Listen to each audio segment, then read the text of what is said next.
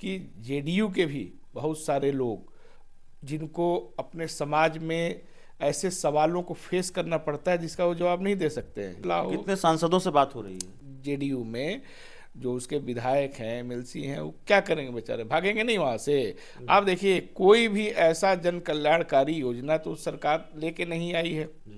दूसरी बात कि जितने भी जेडीयू के विधायक हैं, बीजेपी के विधायक हैं, और सिर्फ खिचड़ी वाकई पक रही है कि क्या, या बिहार की सियासत उस दिशा में वाकई आगे बढ़ रही है क्या?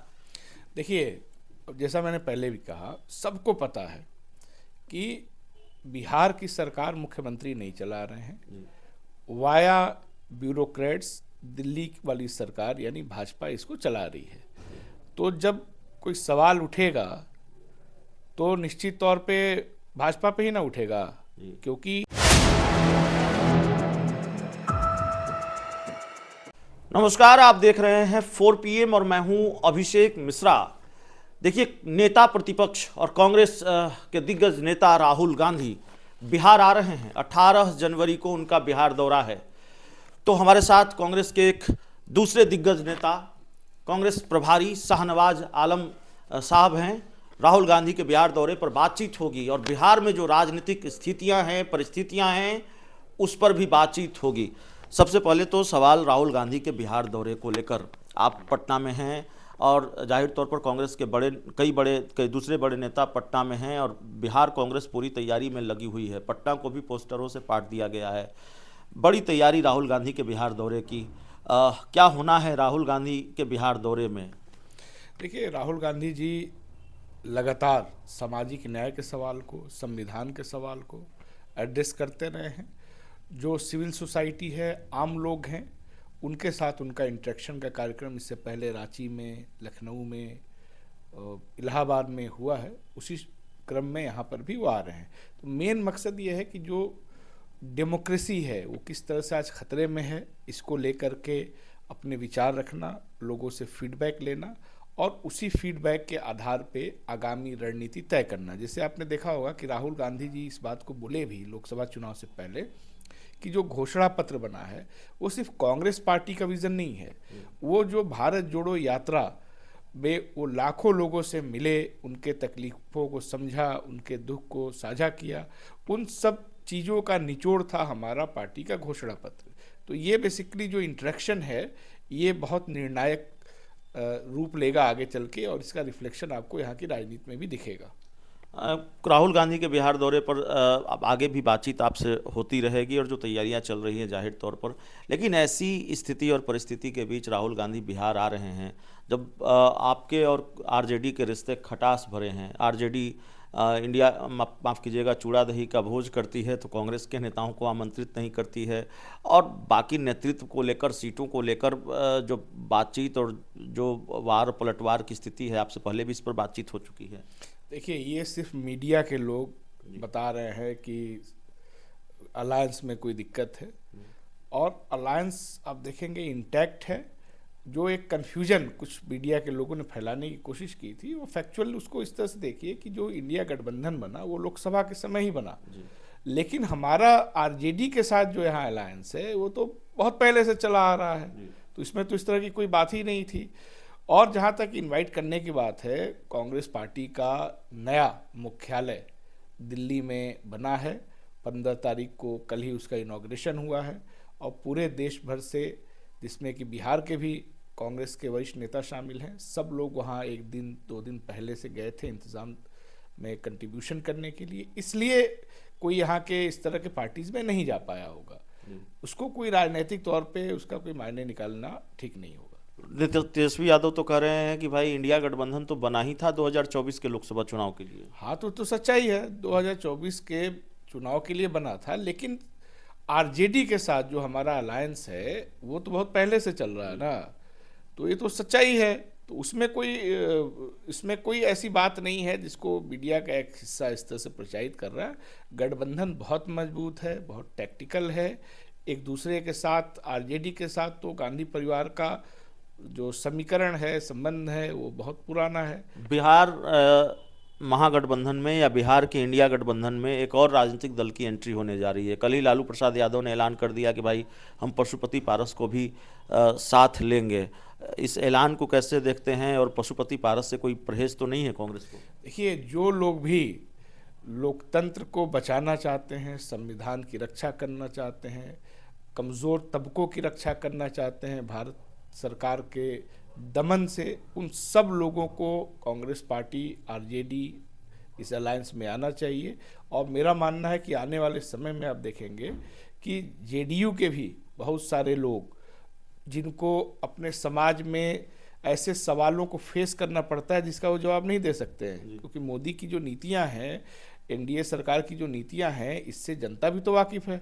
अगर आप पिछड़े दलित समाज से हैं या सवर्ण समाज के भी कमज़ोर तबके से हैं, आपसे वो सवाल जब पूछ रहा है इन सब मुद्दों पे, रोजगार के सवाल पे या किसी भी मुद्दे पे, तो आप तो कोई बोल नहीं पा रहे हैं, कोई जवाब नहीं दे पा रहे हैं। तो मेरा मानना है कि जेडीयू के भी बहुत सारे लोग चुनाव आते आते, जो लोग भी अपने जनता के प्रति जवाबदेह अपने को महसूस करते हैं, वो सब घुटन महसूस कर रहे हैं वहाँ पे, और उसमें से ही बहुत सारे लोग इंडिया गठबंधन में शामिल होंगे। तो जेडीयू के बहुत सारे लोग इंडिया गठबंधन में शामिल हो गए, ये आपका दावा है।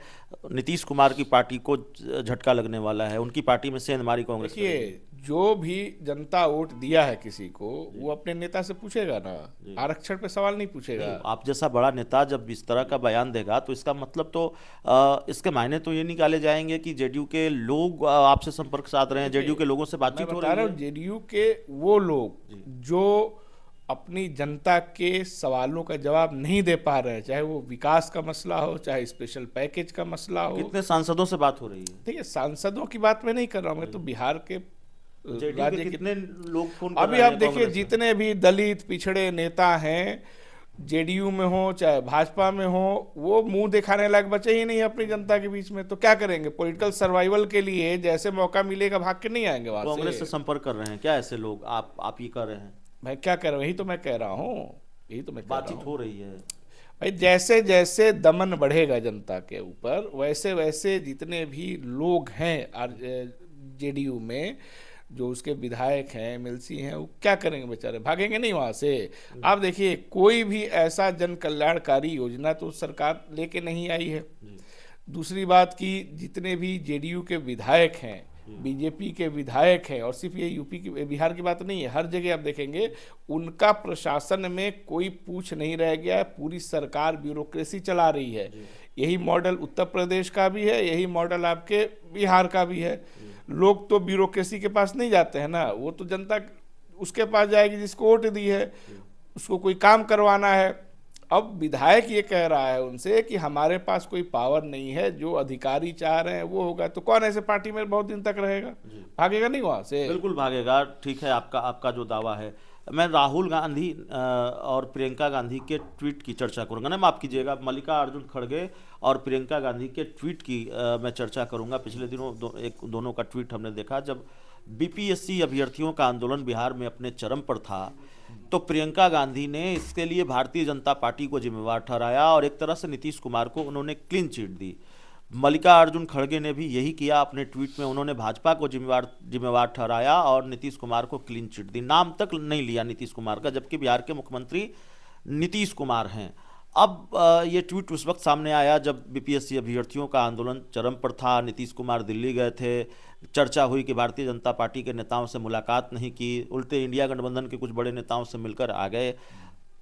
खिचड़ी वाकई पक रही है कि क्या, या बिहार की सियासत उस दिशा में वाकई आगे बढ़ रही है क्या? देखिए, जैसा मैंने पहले भी कहा, सबको पता है कि बिहार की सरकार मुख्यमंत्री नहीं चला रहे हैं, वाया ब्यूरोक्रेट्स दिल्ली वाली सरकार यानी भाजपा इसको चला रही है। तो जब कोई सवाल उठेगा तो निश्चित तौर पे भाजपा पे ही ना उठेगा, क्योंकि पूरा जो यहाँ का हर चीज़ जो अफेयर है वो तो मैनेज बीजेपी कर रही है थ्रू अपने ब्यूरोक्रेट्स। तो उस ट्वीट में आप इसीलिए देखेंगे कि मुख्यमंत्री पे बात ही नहीं हुई है। दूसरी बात ये कि भारतीय जनता पार्टी जिसके साथ भी अलायंस में आती है, धीरे धीरे उसको अप्रासंगिक बना देती है। तब जब आप अप्रासंगिक हो चुके तो आप पे क्या बात किया जाए? आपका जो हैंडलर है उसी पर ना बात होगा। तो फिर जो गिरोह होता है, जी शोले पिक्चर देखे हैं, बिल्कुल बिल्कुल, गिरोह का नेता कौन था उसमें? गब्बर सिंह पर बात हो गब्बर रही है, सिंह पर बात आप ये होगा। कर रहे हैं, ठीक है। लेकिन लालू यादव कह रहे हैं दरवाजे खुले हैं नीतीश कुमार के लिए, उल्टे नसीहत भी दे रहे हैं नीतीश कुमार को कि आपके लिए आपको भी अपना दरवाजा खोल कर रखना चाहिए। तेजस्वी यादव कह रहे हैं नहीं, साथ लेंगे तो पैर पर कुल्हाड़ी मारने जैसी बात होगी। कांग्रेस लालू यादव के साथ है, सहमत है नीतीश कुमार के मामले में, या तेजस्वी यादव के साथ देखिए, सहमत है? परिस्थितियां बहुत हद तक चीजें तय करती हैं। जी परिस्थितियां तय करेंगी कि कौन कहाँ रहेगा। मेरा मानना है कि जो भी समाजवादी धारा के लोग रहे हैं, जी सोशलिस्ट धारा के लोग रहे हैं, ये मूलतः अपने को गांधीवादी लोहियावादी मानते हैं। और इस समय सारे गांधीवादी, गांधी के दर्शन में यकीन रखने वाले लोगों को चाहिए कि जो लोग भी किन्हीं भी वजहों से गोडसे के प्रभाव वाली पार्टी के साथ हैं, वो उसको छोड़ करके आ जाएं, क्योंकि ये व्यापक लड़ाई अब गांधी बनाम गोडसे में बदल चुका है। चलिए, तो हमारे साथ कांग्रेस के दिग्गज नेता, कांग्रेस के प्रभारी शाहनवाज आलम साहब थे, और बड़ी बात कही है। नीतीश कुमार की चिंताएं भी बढ़ सकती हैं, जेडीयू के लोग संपर्क में हैं, बीजेपी के लोग भी संपर्क में हैं, और बहुत जल्द जेडीयू के कई लोग कांग्रेस के साथ जा सकते हैं। इस पूरी रिपोर्ट में इतना ही। बहुत बहुत धन्यवाद।